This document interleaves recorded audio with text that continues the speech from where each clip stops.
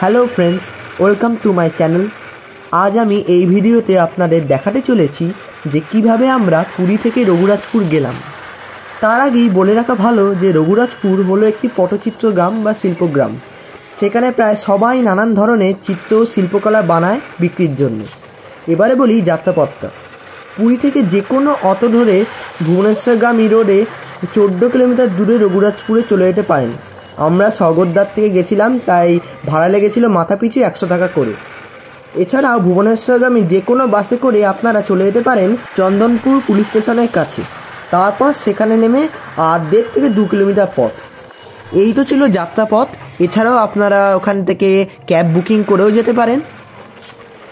যাই হোক, এই দেখুন আজ আকাশটা কি পরিষ্কার, ঝলমলে রোদ, রাস্তাটাও কি সুন্দর। অবশ্যই যাবেন, সঙ্গে থাকুন। এই মাত্র আমরা এসে পৌঁছলাম রঘুরাজপুরে। এই যে লেখা আছে রঘুরাজপুর, এখান থেকেই চিত্রকলা শুরু হয়ে গেছে। সুন্দর গ্রাম্য এলাকা। আপনাদের সব ছবি দেখাতে দেখাতেই যাব, সঙ্গে থাকুন। এই যে দেয়ালে শুরু হয়ে গেছে আলপনা ও চিত্র। সুন্দর সুন্দর আলপনা দেওয়া হয়েছে দেয়ালে। আসলে পুরো গ্রামটাই এই চিত্রে ভরা, ওই জন্যই নাম হয়েছে শিল্পগ্রাম। এই দেখুন, মন্দিরেও পর্যন্ত শিল্পকলা চালিয়ে রেখেছে এখানকার শিল্পীরা। এখানে পর পর শিল্পীদের বাড়ি সাজানো আছে। এই দেখুন, এই বাড়িতেও শিল্পকলা করা হয়েছে, কি অসাধারণ। এটা হলো ভূষণী মায়ের মন্দির, যেটা উড়িষ্যায় গাছের দেবী হিসেবে পুজো করা হয়। তা সবই তো দেখালাম, এখন আমরা চলে যাব একজন শিল্পীর বাড়ি। এই হলো তার আশপাশটা, চলুন ঢোকা যাক।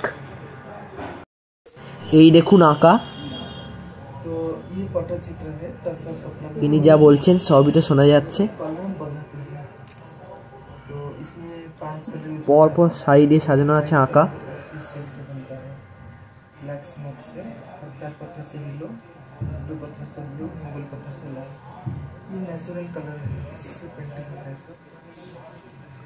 এবার আসছে পরবর্তী আঁকা।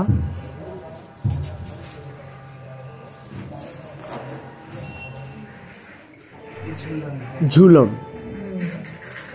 কত সুন্দর সব আঁকা। আলমারিতে সারিবদ্ধভাবে সাজানো আছে আঁকার যন্ত্রপাতিও আঁকা। এটা হলো 10 অবতারের ছবি।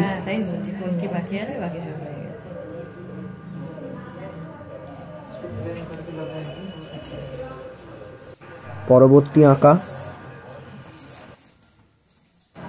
এইসব আঁকা মূলত বিক্রি হয়, কম থেকে বেশি সব রকম দামেরই আঁকা আছে। তবে এক্ষুনি উনি নিশ্চয়ই বলবেন আঁকার দাম, তখন শুনে নেবেন।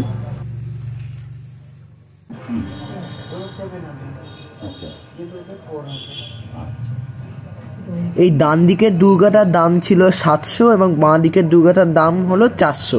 সেটা কেমন কারুকার্য আছে তার উপর নির্ভর করবে দামটা।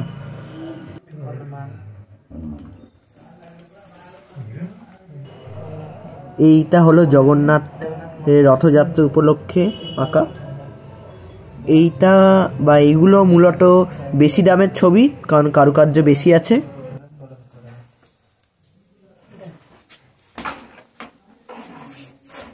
কৃষ্ণলীলা, এটার দাম হলো 10,000 টাকা। এই এখন আমরা বেরিয়ে পড়লাম ওখান থেকে। এই হলো বিশাল দোকানের মতো বসেছে, নিজেদের বাড়িতেই সবাই দোকান খুলে বসেছে আঁকার এবং বিভিন্ন জিনিস তৈরি করে। ওখানে যা দেখলাম ওই শিল্পীর বাড়িতে বেশিরভাগ আঁকার দামই প্রায় 3,000-এর ওপর।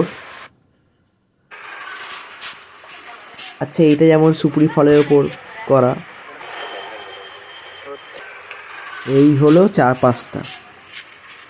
এখানে মূর্তি ফুর্তিও আছে কারুকার্য করা।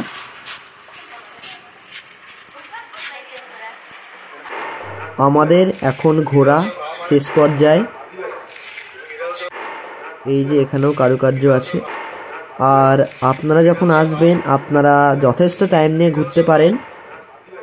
এখানে একটা কথা বলে রাখা ভালো যে এখানে যখন আপনারা যাবেন সব বাড়ির পাশ দিয়ে, তখন ভেতর থেকে সব শিল্পীরা আপনাদের ডাকবে। তাদের আঁকা দেখানোর জন্য। আপনারা সেখানে যেতেও পারেন, আঁকা দেখতেও পারেন। তবে আমরা এখানে প্রায় 2.5 ঘন্টা সময় থেকেছি, সবার আঁকা দেখেছি, বিভিন্ন কারুকার্য দেখেছি। তাই এখন আমরা ফিরে যাব, সঙ্গে থাকুন। তা এই হলো রঘুরাজপুর। আপনাদের আমি সেটা যথেষ্ট ব্যাখ্যা করেই দেখালাম। আপনারা সহজেই পুরী থেকে চলে আসতে পারেন রঘুরাজপুরে, খুব একটা বেশি দূর নয়। খুব অসাধারণ জায়গা, আপনারা অবশ্যই আসবেন। তা আপনাদের যদি এই ভিডিওটি ভালো লেগে থাকে তাহলে অবশ্যই লাইক, কমেন্ট এবং শেয়ার করবেন এবং সাবস্ক্রাইব করতে ভুলবেন না। এই চ্যানেলে যদি আরও কোনো ভ্রমণ অভিজ্ঞতা ভিডিও আপনারা দেখতে চান তাহলে ডেসক্রিপশানে গিয়ে ভিডিওর লিঙ্কে ক্লিক করুন। Thanks for watching.